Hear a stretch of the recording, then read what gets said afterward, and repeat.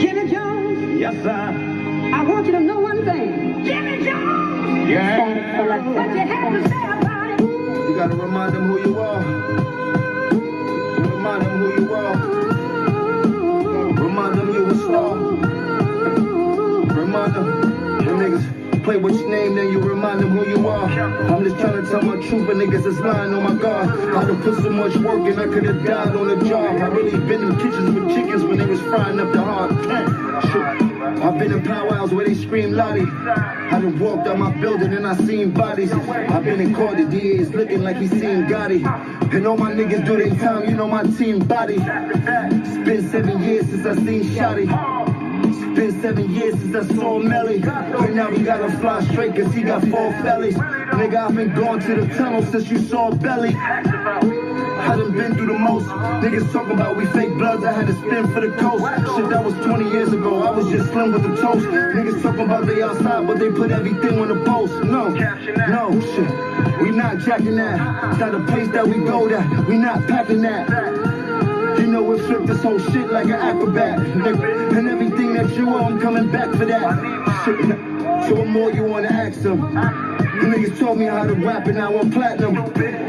They were definitely the last straw. There's nothing in my memory like, yo, that was the last straw, but it was just the sequence of the way things was going, and then it came to a point where I had to worry about who Jim Jones was moving forward. Then I was worried about anybody else because nobody else was worried about me. I got to a point where I became famous too. It was a point where all the famous people know me. Then after that, it was like, shit, I'm just as famous as all the famous people. I can't do what I used to do for you. You heard? Somebody got to do that for me right now because I'm super lit. You heard? But I put my life on the line for all of this shit, and you know, and everybody knew that. But niggas wasn't doing the same thing in return. What's something that stands out to you, though, when you realize niggas really wasn't for you? I know you say you've been seeing it, but there's a moment, bro, like, you know what I'm saying? When you start to feel like somebody, when you start to feel like somebody want to see you do good, but not as good as them, you're like, oh yeah, I know what this move is about. You heard? Everybody don't got the mind of a real leader.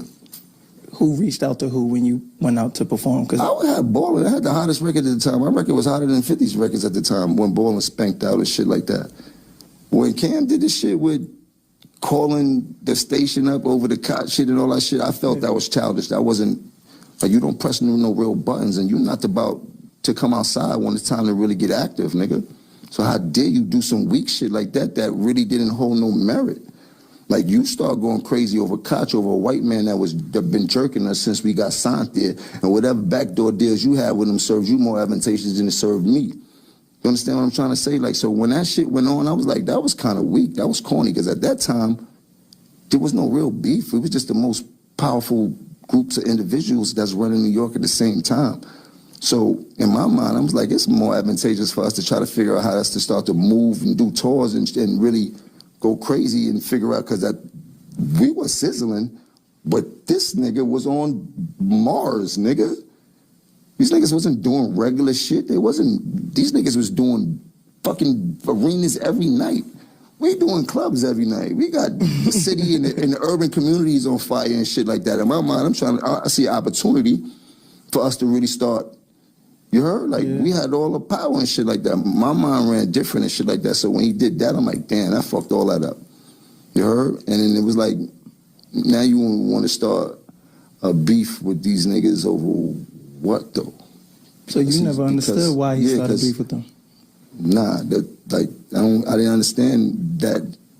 I heard what the nigga said, oh, Koch was a graveyard and all this type of shit. I didn't give a fuck about none of that type of shit. You heard? Like, and it really hit me. I was on fire at that time. I don't care about what you say and shit like that. We on an independent label getting stupid dough. Like, we did shit that nobody did in the game. So in my mind, I'm like, oh, that shit was whack. I don't like how this shit is going. I got to start really doing shit that's going to benefit me, because niggas will seem like you won't want to see nobody else win. Right. And I need to win. I got to win in spirit. So, you heard? I didn't put all this work in for nothing. You dig? I didn't teach myself how to rap for nothing. I didn't jump all on this game to be famous for nothing. I need to capitalize and be just as famous as the most famous, most successful rich person in this game also. I'm now in the game. I still got to know, like, how did that work, you performing? Like, they called me like, yo, you want to come out and perform at the show? Shit, yeah. I got the hottest record. I'm popping out. And I wish nigga would look at me sideways, think they gonna do anything funny. I'm with all of that. We'll boom this shit up. It'll be nasty in New York. That's how I was living back then. That's what I was on. I wasn't on nobody's friendship. I was in there like a pirate. What's up? What's up? That's how I was. You dig? Like, hope everybody be calm, because y'all know this shit gonna go way left real quick. You dig? I'm here for what I need out this shit. Right. It's that crowd to hear me do balling and let me get the fuck out of here. Yeah, so it wasn't no deep thought. Like, this is like, nigga, it's an opportunity. I gotta go. Yeah, I was going there to do nothing genuine at all. Them niggas couldn't even dress. But he had a platform for me to perform on in front of thousands of people in New York. Yeah, I'm taking that. I'm popping out. Mm-hmm. Speaking about not knowing how to dress, there's a nigga named Lil Yachty that start talking crazy. I got the clip. I gotta pull this clip up. Nah, not rap, like real life shit. Oh, as far as style goes, I mean, y'all got it. I don't think it's shit going on when it comes to like New York fashion. So like New York fashion, like as far as like y'all like Purple Label, Purple, and like Amiri. I saw it. Yachty called my phone after that. Like, yo, bro, I don't know what I was thinking. People took that shit way wrong. Like I was like, that shit don't really mean nothing. You know the name of his podcast, where he got that from, right? From you? Absolutely. What's your thoughts, though, when you think people think New York City fashion fell off? Like, they can never fall off. We create the aesthetic for what everybody's wearing still to this day. Shit, in the past 20 years, me and Kanye created two aesthetics that can't be taken away. You either dressing like him, or you kind of dressing like me, or you kind of mixing the two together. It ain't no, you know what I mean? And Kanye even started dipping on my side of the field, because he started with backpacking and polo and Tom Ford and all that, and then he started going into ripped up hoodies and dark clothes and all that type of shit. That's all representation of this rock star lifestyle, baby. Like, you dig? Like, that's that grunge look. Like, and that's what I specialize in. That's what I brought to the table. I always liked the way that white boys dressed when I was coming up. Pause. Ayo, like, you dig? Like Eddie Bauer, all that type of shit. Eddie Bauer. You dig? Like, it just was a movement. different flex we was looking for coming up and shit like that. I never really got what everybody else got. Sometimes I didn't have the money for it, so I figured out the way to do some shit that make niggas go, oh, he killed that, or sometimes I just didn't want to look like, most of the times I didn't want to look like people, so I understood the playing field, and I watched what go on, and then I put my own mix to it, where you will understand, oh, he caught that. He went wild with that. I never seen you go too far, though. Nah, niggas started painting their nails. This is hip hop. Niggas started painting their nails in hip hop. This is where the disconnect for me and what been going on. Even like with Weezy. Weezy went way farther than what he took from us. Like, he started out with this rock and roll lifestyle, skull and bone thing you did, but that was never a rock and roll thing. I just admired how the rock stars looked, but I never was wearing everything they wore. I was taking bits and pieces and kept the Air Force Ones on, kept the Jordans on, kept the Constructors on, good belt game. The chain gangs started being fly. Like, they had a lot of, but I always kept it hip-hop. You heard? It just was a different hip-hop bop. You didn't see, like, oh, this nigga looking weird like Red Hot Chili Peppers. Oh, this nigga, you dig like you never thought that. When niggas see me on 106 in Park, you like, oh, this nigga got a mean bop. That shit he be having on his cold. But it was shit that you could acquire. Like, oh, he got the Air Force Ones on. What kind of jeans is those? Yeah. Oh, he had a snakeskin leather jacket. Both, like, you dig? Like, it was everything that we represented uptown, but on steroids. So now I got on the $6,000 jacket on 106 in Park, with the $400 jeans, but I still got the Air Force Ones on. And then we got the BB, like, you dig?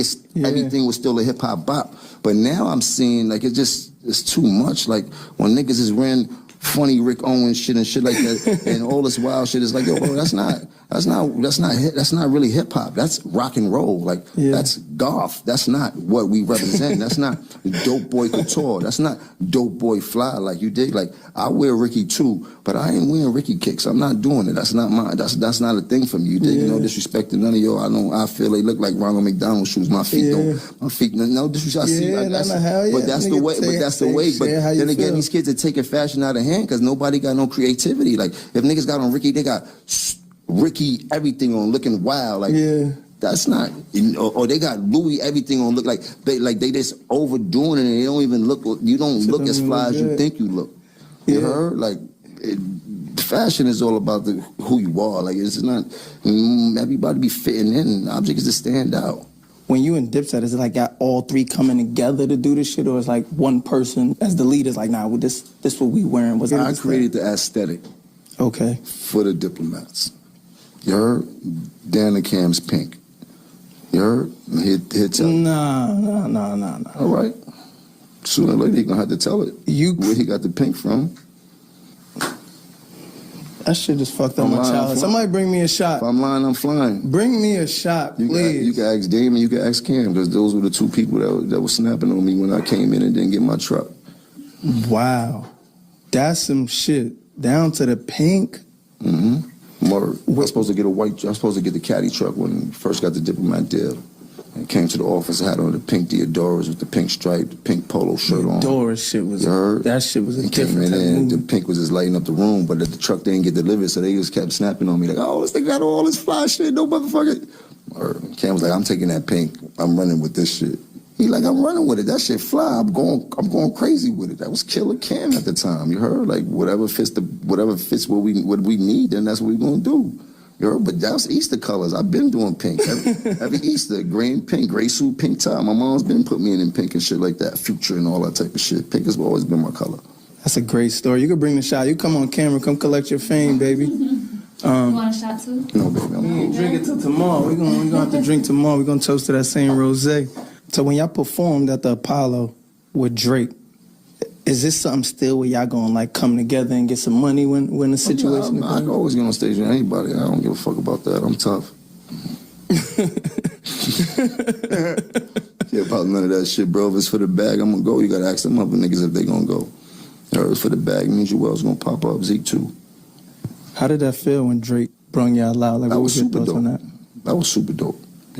That was dope for all of us. That was dope for the set. That was dope for the city. That was dope for Harlem. That was big, man. I mean, whatever's going on, Drake's still the biggest artist that we known to this day, period. I mean, beats everybody we could think about down to Michael Jackson statistically and shit like that, so. Yeah, you know, I gotta ask you though, what's your thoughts on the whole Drake-Kendrick situation? I'm Drake, my man, you dig? Like, I ain't got no beef with Kendrick and shit like that, you dig? But Drake, my nigga, you dig? Are you able to still, even though that's your nigga, you able to like judge like, you know, who won the battle, not life and shit like that, but who you think won the battle? My niggas all the time, you heard? I don't even get into that shit, you dig? Shout out to Kendrick and them and shit like that, you dig? And not to say it like that, like I'm not an OVO, none of that type of shit. Like, don't be calling me every day and shit like that, you dig? Like, I just fuck with Drake, I like his soul. Like, that's a person that I had real conversations with, as opposed to, I don't have no relationship with Kendrick and shit like that, you dig? And Kendrick is from the West Coast. You dig? And it's just love. I know we got people that we both know and I mean shit, but I really have a relationship with Babe, bro. So you know what I mean? And I don't get into all of that. It is what it is. It's hip hop. Niggas been battling for years and shit like that. You dig? Them niggas is both filthy rich. Ain't nothing going to. I think they both be alright. You know? Yeah. But then when it comes to the lawsuit shit, I mean, I mean, I don't think that's something that I would do. Yeah. For her. But then again, I'm not at that level. I don't know if I ever be at that level to understand the reasons of why he did that. You dig? Like, there's a lot of things that go on with somebody doing a power move like that. Like, anytime a person like that does some shit that he knows gonna be, it's like, it ain't just small fries and shit like that. Yeah. But when you're dealing with social media, people make everything seem smaller than what it is and shit like that, and quick to say whatever and shit like that. I mean, whatever it is, man, that's not my field and shit like that. You dig? If it works in his favor, I hope it do and shit like that. You know what I mean? But I don't think that him doing that with business is no reflection of the streets.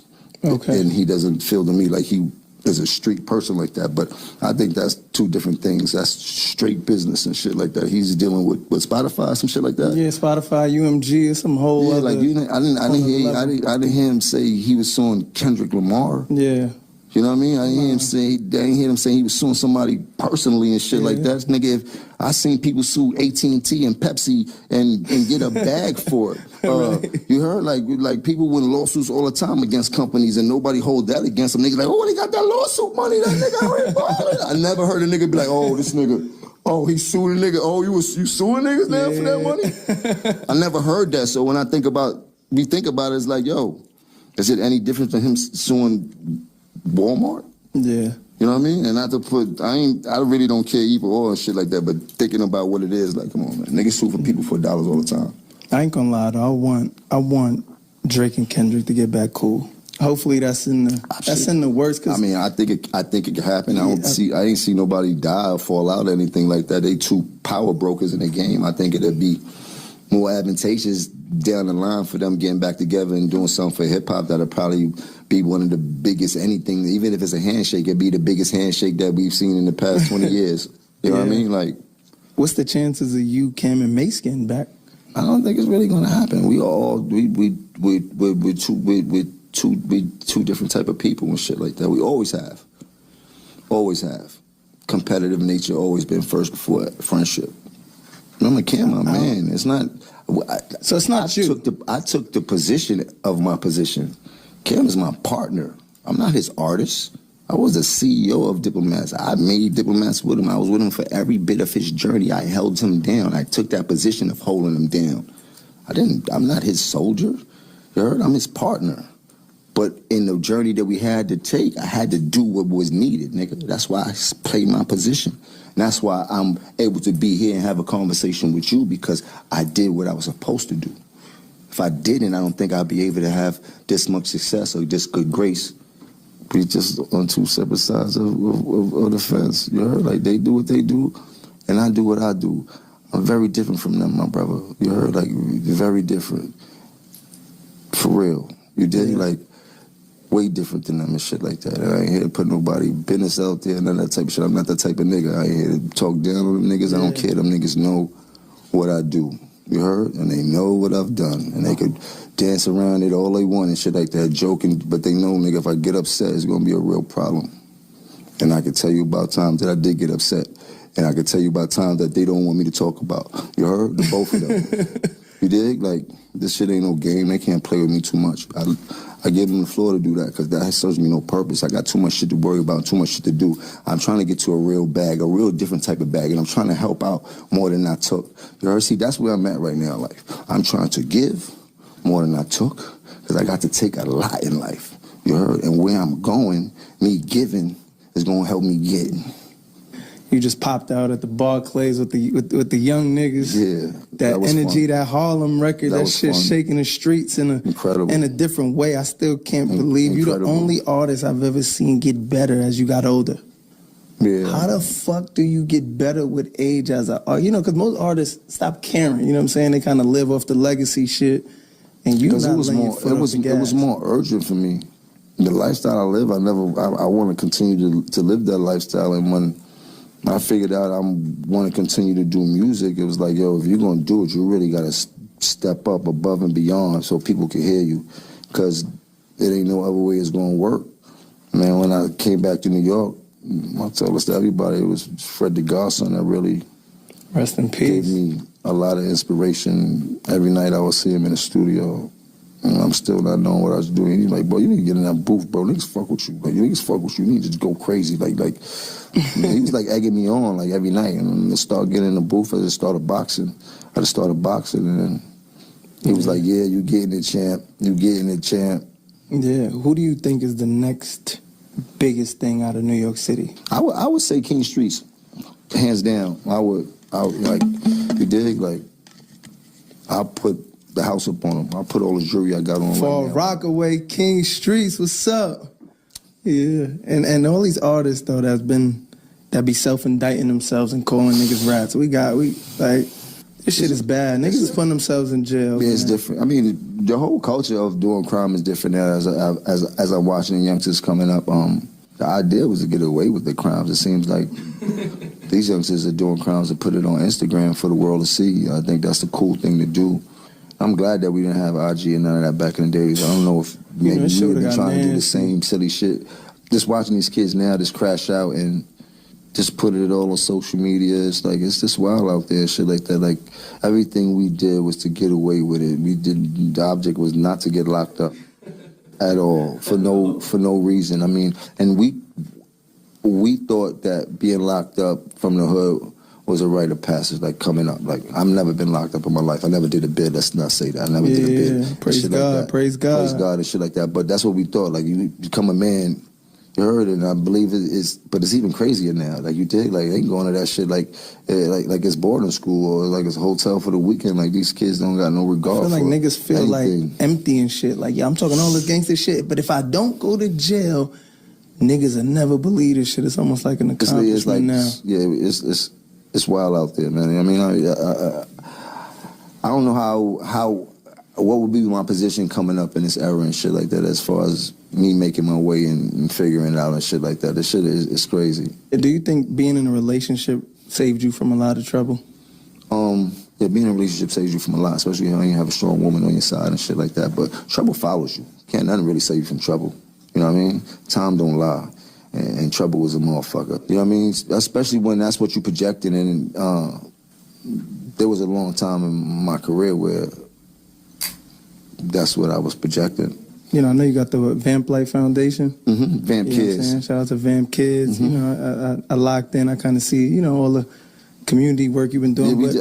I'm doing something dope, actually. Like I said, I do it selflessly, man. Whatever I could do to help the community or help the kids, like that, it's no better feeling. Like I was able to create a program for kids with Reebok that's supposed to happen in the beginning of the new year. I don't know if I'm supposed to talk about it, but I was talking about something on one of these shows where these big companies and brands should figure out a way to give back to these kids at high schools and shit like that according to their academics and athletics and attendance and things like that. Like, give them a chance to get this drip because that should be so expensive. And if they give you certain type of grades, then maybe they should be able to get a discount or a certain amount of points. And the owner of Reebok heard it, the interview, told Shaq to call me. And then Shaq was like, nigga, put this shit together. So I ended up putting up a whole program together for 2 high schools that we're doing in New York, starting with 2 high schools as a catalyst. How many kids do you got total? I don't know how many kids are in the high school, but it's 2 high schools, one in Brooklyn and one in Harlem that we're starting with. So every kid in the high school has a chance to redeem these points that they'll be able to get free items from off. I think it's Reebok, Nauticas, a few others that are involved with it and shit like that. You know what I mean? Things I wish we had, like, nigga, I'll bust an A to get a free pair of sneakers every report card. Absolutely. You know, I'm Justin LeBoy, the king of toxic. You know what I'm saying? I'm going to always, you know what I'm saying, get to the love and relationships and all that's my favorite shit to kind of get into. But, you know, it's a lot of niggas out here that's not doing the right thing for the women that they in relationships with. I want you to let the fellas out there know how important it is to invest in your woman.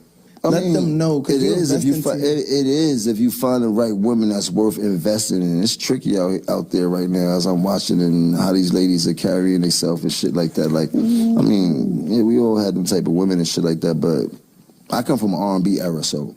You was crying, you was on your Keith Sweat crying for pussy. Gangsters was listening to R&B music back when I was coming up. You heard? Like, it was a little bit more chivalry left when we was coming up. I think we like the last era that kind of really catered to the women and shit like that. I don't even really hear no R&B music outside no more. Everybody's about getting lit and baddie in the bag and shit like that. So R&B dead. When you're dealing with a generation of females that are more concerned about the bag than they are concerned about the man, then it's like, well, how can you force a man to go over and above and beyond for a woman if they feel like all these bitches are doing the same thing? Damn, that went completely different. And that to take nothing away from the woman, I don't want nobody to start bashing me. Men ain't shit. We know that. I come from the beginning of time. We're natural predators. They come with the territory. I'm not sticking up for any men, but I am saying that men ain't stupid neither. We do know naturally you're supposed to be the breadwinners to take care of women and shit like that, but nobody wants to be used. And if you are being used, you want to be used in the right way. You don't want to be misused and shit like that. And there's a lot of women that's misusing these niggas out here right now. And some of these niggas are weak enough to let the women do it and shit like that, and that's the problem. Most of these niggas don't have no game or never been in a position to even get with any chick, so they fuck it up by giving them what they want, and that's the money in the bag and shit like that, just so they could get some ass and shit like that. You heard? I'm from the era, man. The pussy is free, but the crack costs money. You heard? Like, we wasn't trying to pay for nothing. You dig? Like, I mean, naturally, as a man, when you get to know a female, that shit come with the territory and shit like that. You got a couple dollars and shit like that. You're gonna take care of the woman that's with you at the time and shit like that. You know what I mean? But out here, everything's about the bag. There's a lot of prostitution going on out here both ways. You heard like. So before you got into a serious relationship, there's a lot of personal. Jim wasn't tricking. Nobody got a story about Jim tricking. I'm from Harlem. We don't trick. I got tricked on and shit like that, but we don't trick. Whoa. Fuck you mean you got tricked on? Talking about females. Females used to buy me a lot of things when I was coming out. Like, used to get new shit every day from females. I used to get fly and shit like that. Bitches buy me whole outfits every day, shit like that. Nowadays, they call you a bum-ass nigga for taking gifts from women. They call you a bum-ass nigga nowadays? Absolutely. These niggas ain't got no game. You heard? Like, these niggas is weak out here. What type of shit you saying that's getting you gifts? I'm a Harlem nigga. I am from Harlem. We do not know about tricking. I am a city slicker. Most country niggas are the ones that be tricking. You heard? That's why they talk about it in their records and they talk about it in the interviews and they, Marissa got the Audi and Bella got the Rollie. You know, like, man, what? More than one bitch got a watch like that? Oh, you tripping. Like, you dig? Like. So you never met a random joint and just say, fuck, I'm gonna blow a bag on her, ever? Ever. Chrissy. You heard? As a man, somebody's out there right now, they watching this interview, and you have somebody that you love. Take care of them. What do you do as a man, though, to get the best out of your woman? Like, we need step by step, as you said. Niggas is growing up without fathers. Niggas is growing up without fathers. Niggas don't got leaders. And not your wig pushed back. Yeah, you gotta give us the 10 crack commandments of the game. Like, what's a way? You gotta know that you're taking care of yourself before you take care of anybody else. You heard? Okay. If you're not a responsible man and you're already having problems in your life as being a man, you can't get your bills paid, you fucking up the hustle, you never could re-up right, like, then it's gonna be the relationship ain't gonna be no better. So broke niggas should stay single. I wouldn't say broke niggas should stay single. I would say irresponsible niggas definitely should stay single.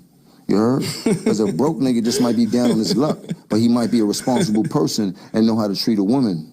You heard? Money don't equate to everything in this in a relationship and shit like that. Yeah, you do need money to take care of a woman and shit like that. You dig?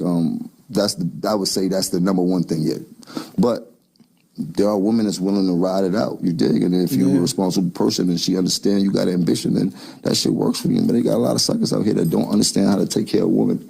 They don't even buy girls flowers no more. I don't see that shit going on Man, too let's much. talk about that. You heard? Why niggas stop buying flowers, I still get flowers to this day, bro. You heard? Like, I still go buy flowers to this day and bring them shits home. How long y'all been together? 20 years. And you still buying flowers? Still buying flowers to this day.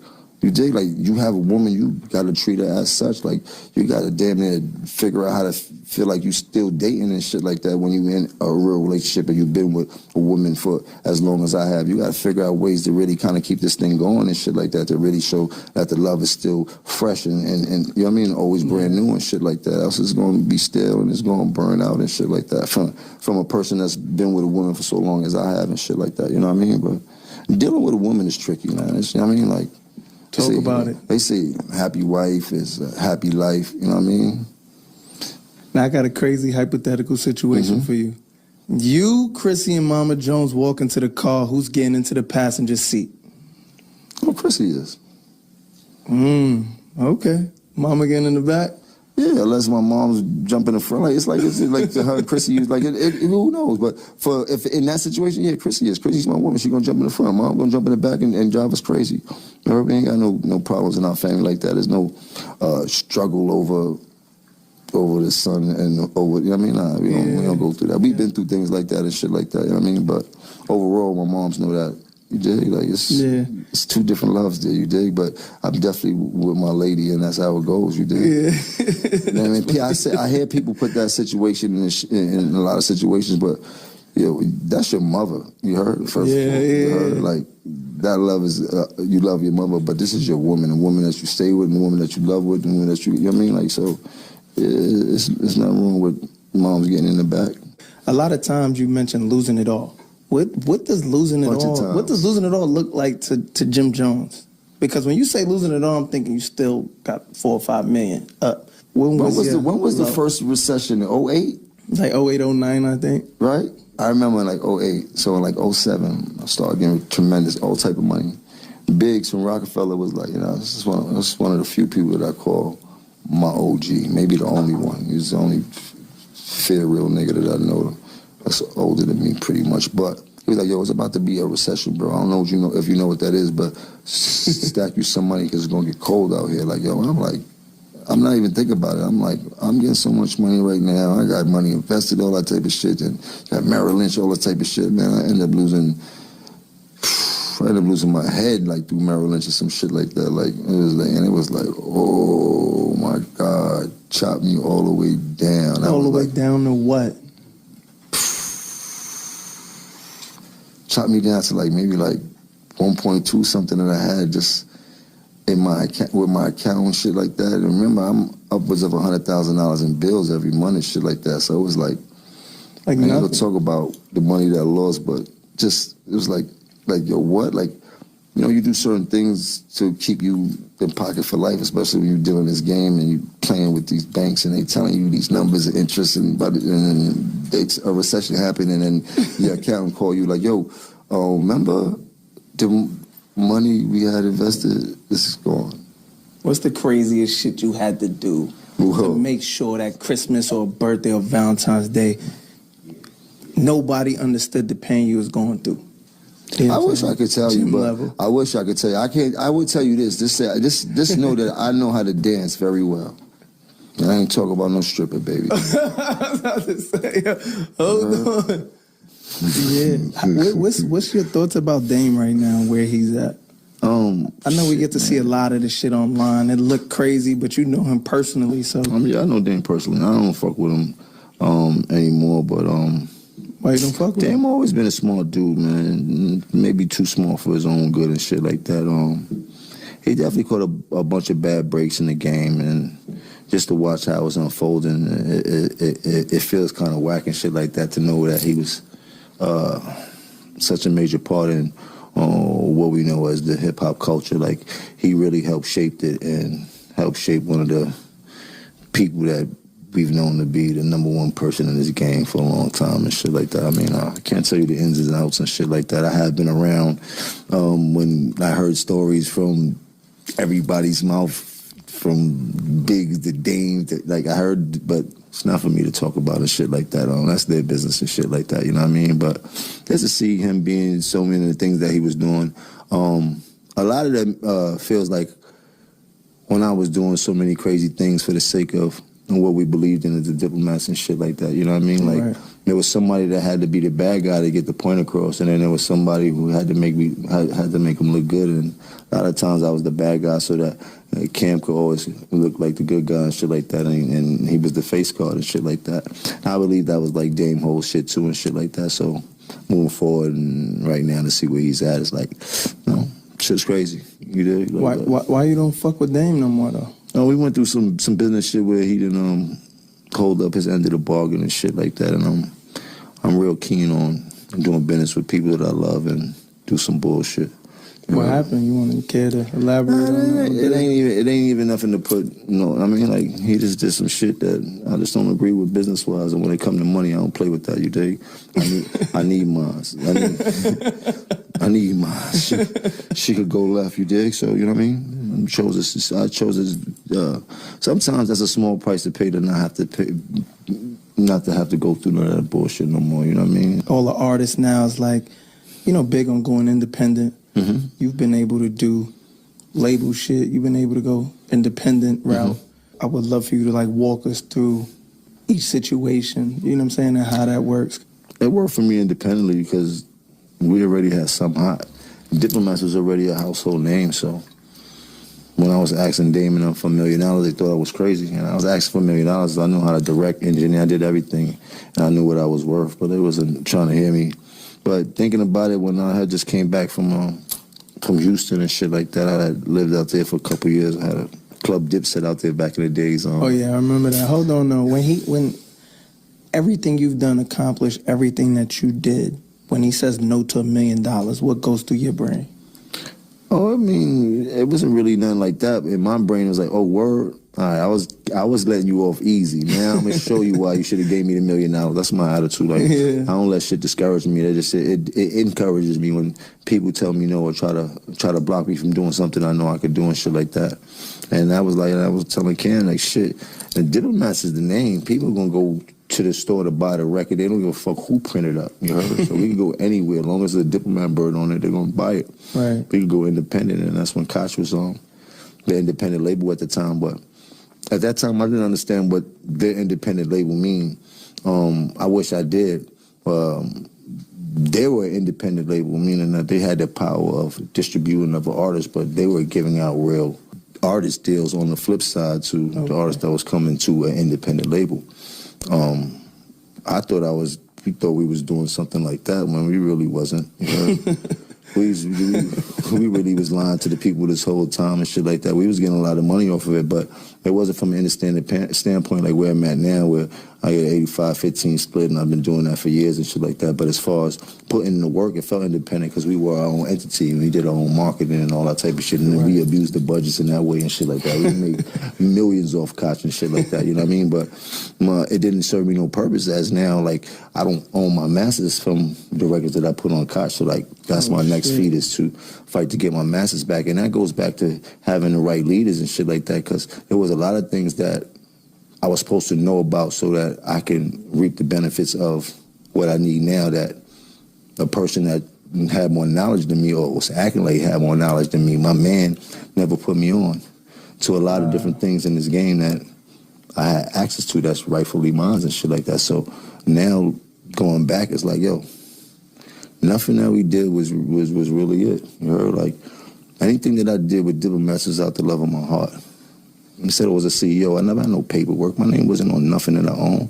And his name was on everything. I never got no publishing checks for shit that I wrote down on everybody's album. I never got no writing credits. None of the type of shit that niggas get now and deserve to get and shit like that people was getting back then was none of the things that a nigga that's supposed to be my brother put me on to.